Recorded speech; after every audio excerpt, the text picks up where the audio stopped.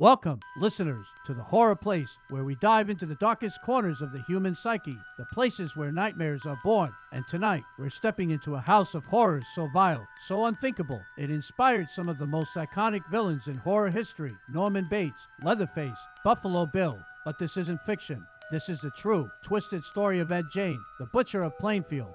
So, lock your doors, dim the lights, and brace yourself, because what you're about to hear will crawl under your skin. And stay there. Picture this: a ramshackle farmhouse on the outskirts of Plainfield, Wisconsin, 1957. The kind of place you drive past without a second glance: peeling paint, sagging roof, windows dark as empty eyes. But inside, it's a chamber of nightmares. When police stepped through that door in November of that year, they weren't ready for what they find. No one could be. They were looking for Bernice Worden, a local hardware store owner who'd vanished, leaving only bloodstains behind. What they found was Bernice, or what was left of her. She was hanging in the kitchen, decapitated, strung up by her ankles like a slaughtered animal. But that was just the beginning. The house was a grotesque museum of human remains: skulls impaled on bedposts, bowls carved from bone, the wastebasket stitched from human skin, chairs upholstered with flesh, a lampshade made from a human face.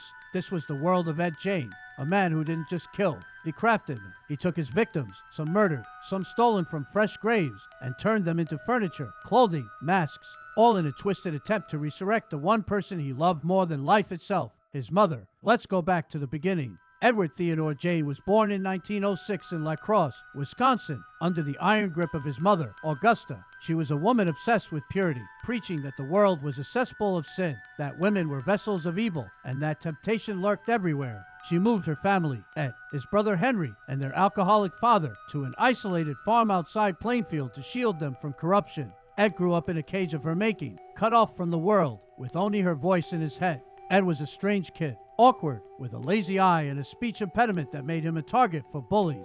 He didn't care about friends. He didn't need them. He had his mother. Augusta was his world, his goddess. But in 1944, tragedy, or something darker, struck. Ed and his brother Henry were burning vegetation on their farm when a fire roared out of control. When the smoke cleared, Henry was dead, face down in a marsh, suffocated. Ed claimed it was an accident. But was it? With Henry gone, Ed had Augusta all to himself, until she, too, died just a year later in 1945. That's when Ed Gein unraveled. Alone in that decaying farmhouse, he turned it into a shrine to his mother. He boarded up her rooms, preserving them like a museum. And then he started digging, not in the dirt, but in graveyards. For years, Ed visited local cemeteries under the cover of night, exhuming bodies he thought looked like Augusta. He'd take them home, skin them, dissect them, and experiment. Ed wasn't just collecting bones. He was creating a belt made of nipples, leggings from human legs, masks stitched from faces, so he could wear them and become his mother. He told police he'd slip into these suits and dance under the moonlight, imagining he was Augusta. But grave robbing wasn't enough. By 1954, he claimed his first confirmed victim, Mary Hogan, a tavern keeper. 3 years later, Bernice Worden became his second, and who knows how many others. When police finally stormed that house, they found a nightmare beyond imagination: fingernails in jars, 4 noses in a box, the genitals of 9 women, preserved like trophies. And Ed, he didn't resist. He confessed, calmly, as if he were talking about the weather. He admitted to the murders of Worden and Hogan, but swore the other remains, dozens of them, came from graves. The truth, we'll never know. The farmhouse burned down shortly after his arrest, taking its secrets with it.